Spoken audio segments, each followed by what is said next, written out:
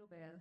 Kanu is known for some of the most engrossing and capturing depictions of human relationships and the drama that lies behind life. He has done some amazing movies like Titli, which has received international acclaim, and has also worked on other amazing films like Oi Laki Laki Oi. I welcome Kanu to the stage.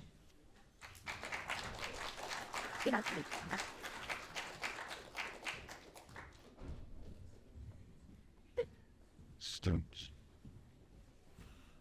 That's it. Welcome. Thank you so much for being here with us today. Thank you. Now, I'm going to start off with a question that goes into the background of the entire movie. What inspired you to delve into this field of investigative journalism? We all know the product that comes about it, but not a lot what goes on behind the scenes. What inspired your story there?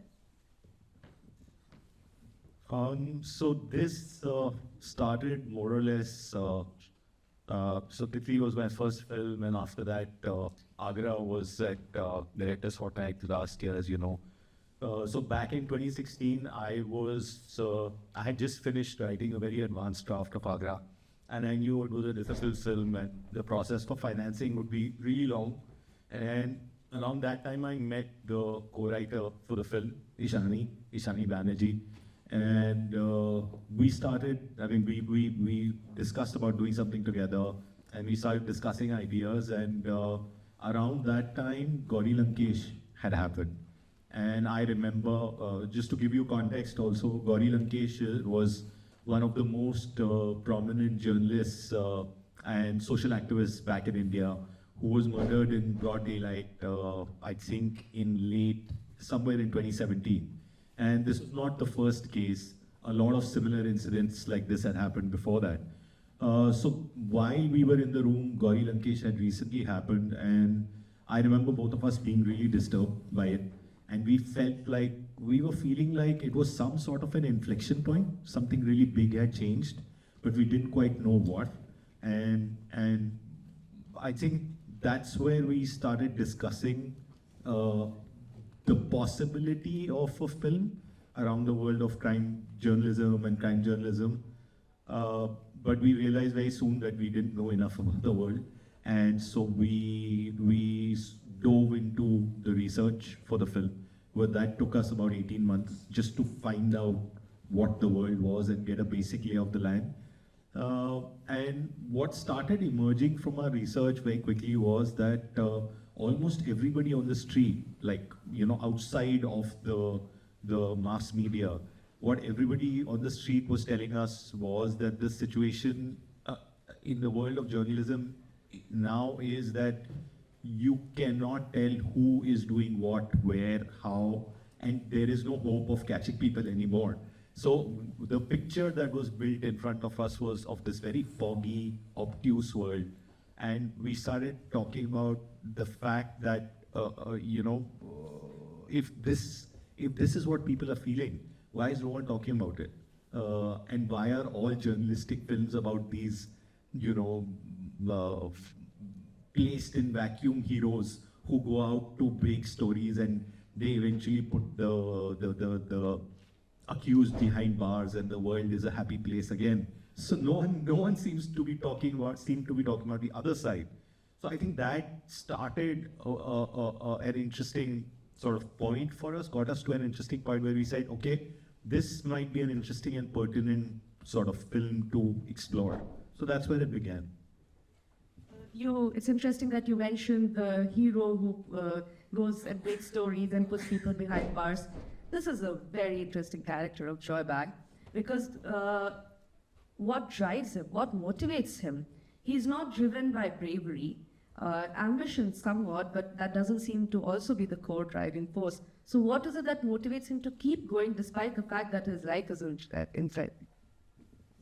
Yeah, so actually, that is very directly connected to what I just spoke about, because I think when we arrived at the point where we said, okay, so we are talking about this foggy, obtuse world that everybody is down and out about, and then we started asking ourselves, so what makes this world this way? What is happening to the larger journalistic world in India and to a certain degree the world over, right?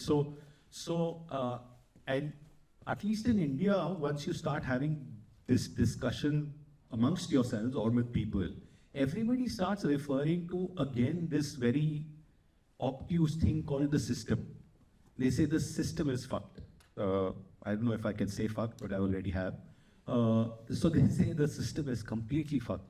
And so then we said, oh, okay, so who is the system? What is the system? And then we said, but we are the system. Every individual makes up the system. And so if we are staring at this dark hole right in front of our faces, somewhere each and every one of us is responsible for making up this world. And that is the moment we sort of realized that we had to talk about the individual unit. So the foggy obtuse world for us was the external core. Then we found the inner core when we said, then it has to be about one individual who is completely afraid and is ready to do whatever it takes to survive and is almost in the middle of this Faustian bargain with whatever it is that he's in conversation with. And so then Joy had to be who he is in the film. Because I think if you do not have people like him in the world around us, then what the larger state that we feel within the film wouldn't be also around us. That's an interesting way to look at it. Joy Bug is an explanation of the system rather than someone trying to change the system and the story. Okay, could we move to some audience questions and then we can come back to some of my questions again. We'll take audience questions now. Please raise your hand and stand up if you have a question. The acoustics are excellent, so we'll hear you without a mic.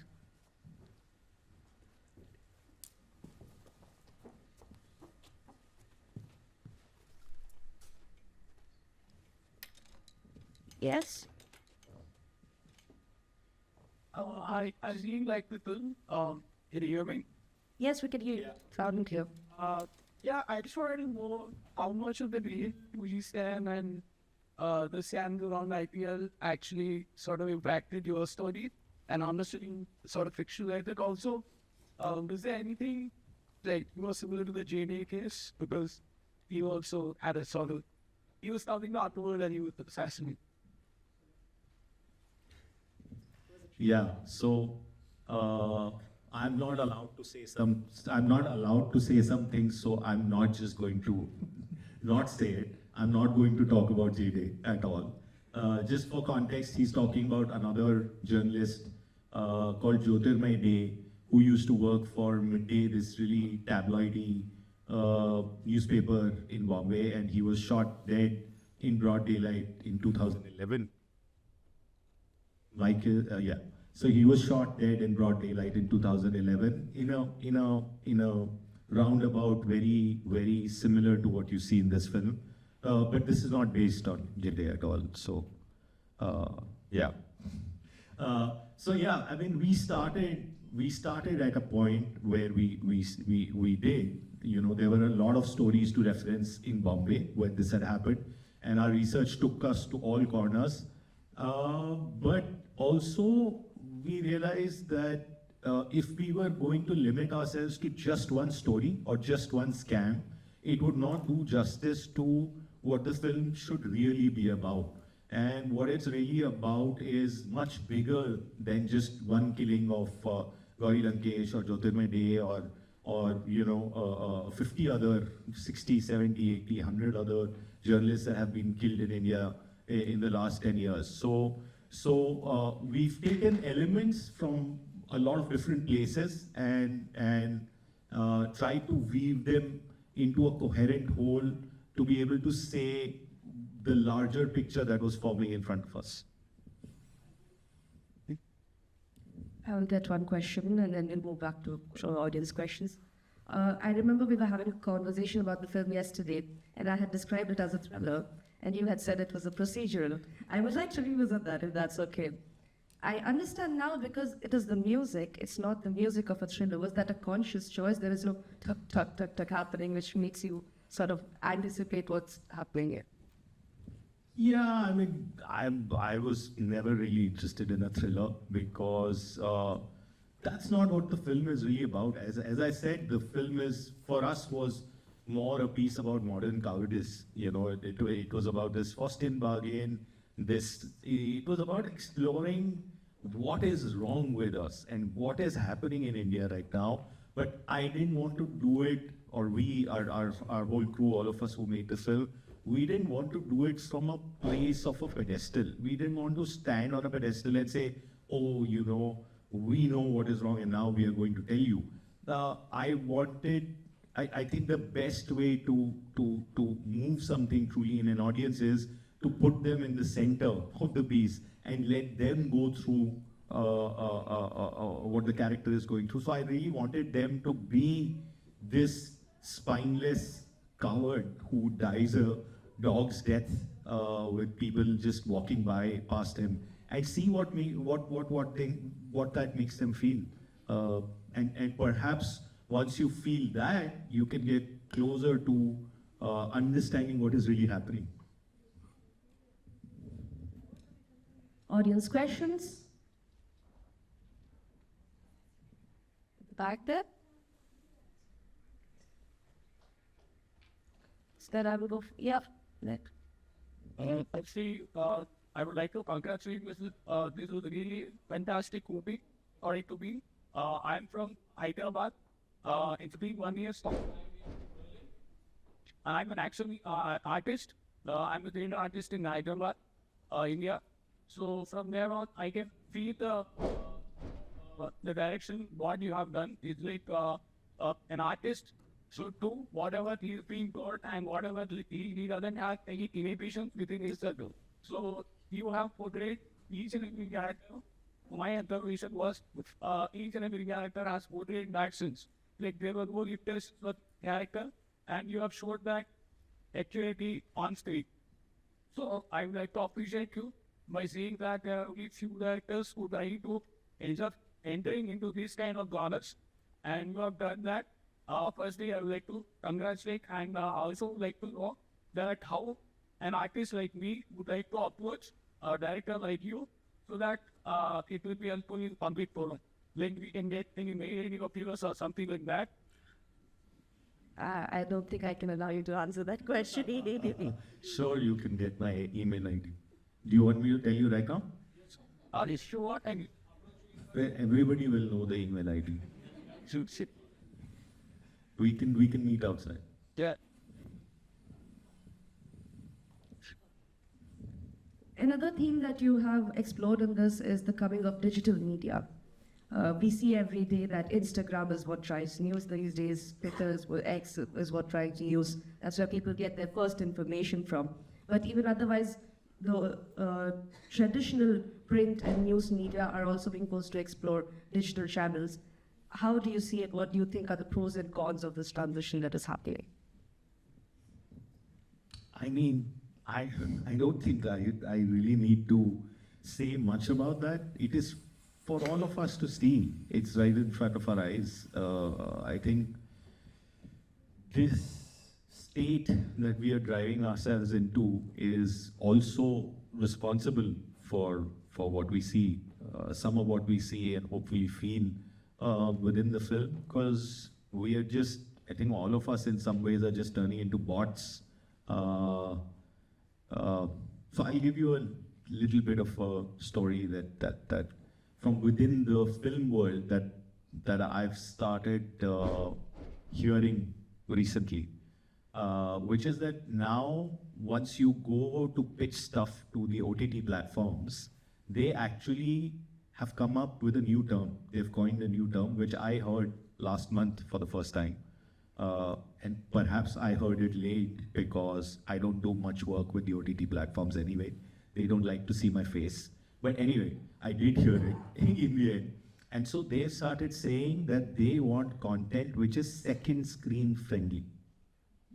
I don't know if any of you had heard this ever, But OTT platforms now want content that is second screen friendly, which is in a sense, they're turning around to filmmakers and they're saying, can you please make something that doesn't require much attention, which people can watch while they're scrolling on their phones? And yeah, just like you guys, I didn't know whether to laugh or to cry when I heard that. So this is what's happening. This is what we are in the middle of. So every time you guys finish watching something mindlessly, right till the end, and don't switch it off, they actually turn around to us and say, oh, but the completion rate is great. The audience saw it right till the end. Sorry. Yeah, I had to say that. Interestingly, I have also heard the second screen-friendly term just a couple of months ago. So yes, it is spreading, the idea that you should be able to watch a film without actually watching the film. We spoke about Joy's character and how not lovable, but understandable he has, of motivations we can understand in that sense. I wanted to talk about the character of Prayer now. Very strong, very driven, stuck in a situation which is again very, I think some of us would have found ourselves in somewhat similar situations there. Both the characters of both the women were very strongly written. So what kind of thought process went into that? Because you already had a strong story and a main lead, so why did you go and put two strong characters up there as well? I would say we didn't really have to, in this particular case for this film, I didn't have to create the characters. This is very loosely based on someone who we spoke about right at the beginning of this Q&A, who I cannot name for legal reasons. So when we started researching into that life, these characters were already there. There was Shweta's character, the wife. We heard from multiple sources that there was a mistress who was ghostwriting his book. And then there were several stories of a close relationship with an ex-colleague. So we had the three women characters. We knew that these three women had a major role to play in his life at different points of time. And then once we had these women, then the attempt is just to write human beings in all their 3Dness, in all their depth, to write them as people and not just to serve your story or your protagonist. So, and also, I just want to say, who would want to be with a man like him? The guy just doesn't listen. He only has his own idea of himself, and he just wants to shape his world only the way he sees it. The women are just what they're saying or what their desires are, or what they want, just bounces off him. So why would even you want to be with a man like him? So if you are writing those human beings, these women as human beings, and you're feeling what they're feeling, then they're not going to stick around, and so they come across as really strong, which they are. They're thinking for themselves, just like he's thinking for himself. They're probably more sensitive than him, but at the end of the day, all three women are just thinking for themselves. Right, what you had said, they might not stick around, they might disappear. At the very end, when he realizes that both of them are not there anymore, that's kind of the moment where I think after that point, he's just trying to escape into, he doesn't know what. Till that point, he had a plan, he wanted to do something with it, but after that, he's just running without an end in sight. And it is a very uncomfortable ending as well. Did you have to face some pushback on how to do the ending? Or was it something that you said this is how it is, so this is how it is going to work? Yeah, not at all. No, there was no pushback. I think I was lucky because I had, it took us about 3 years to write the film, a year and a half of research and then writing it. I think I was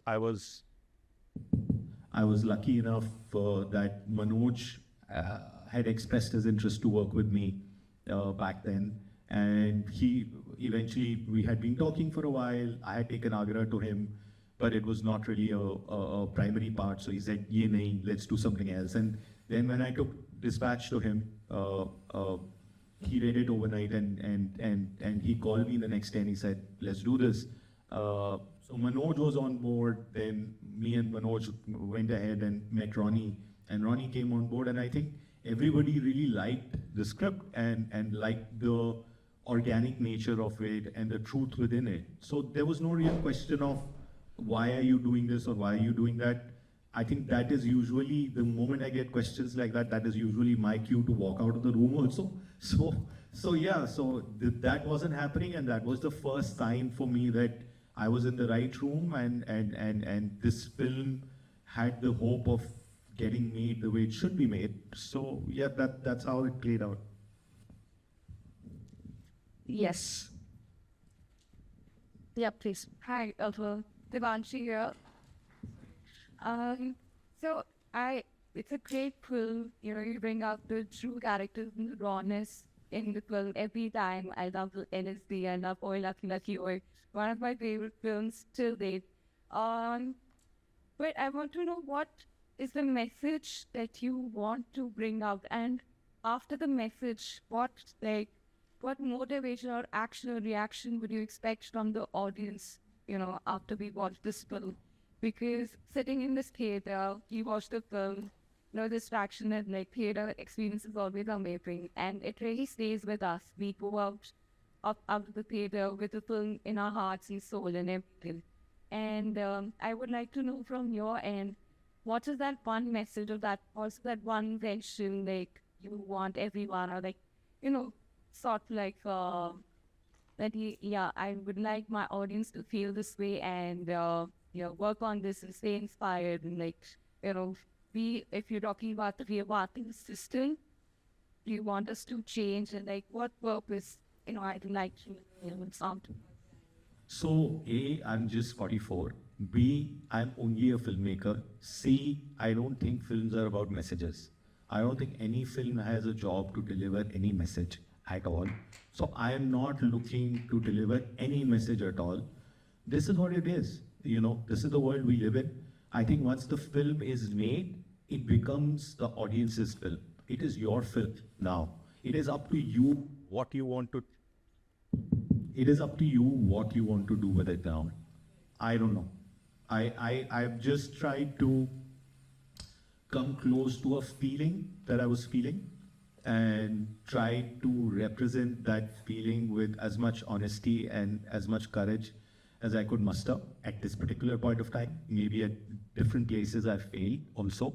But yeah, I mean, I think the moment a filmmaker sort of breaks into the territory of trying to impart messages, the film sort of becomes fake, you know.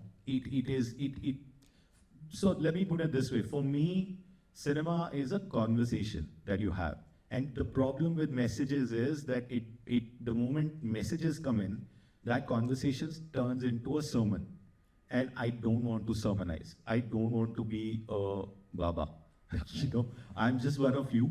I have started a conversation, and then let's see where this conversation goes now. Thank With Firstly, congratulations for being such an amazing film.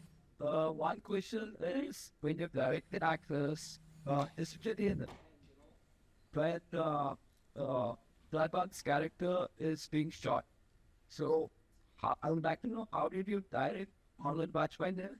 Because apparently it's whole life, which he was explaining in his eyes, that, you know, his whole life is like in his interloping right now to go getting shot. And it certainly reminded me of Nawaz Siddiqui's character in Gangs of Wasseypur at the end, you know, when he kills Nawaz Siddiqui. So I'm just curious to understand, how did you direct Marlon Bachman?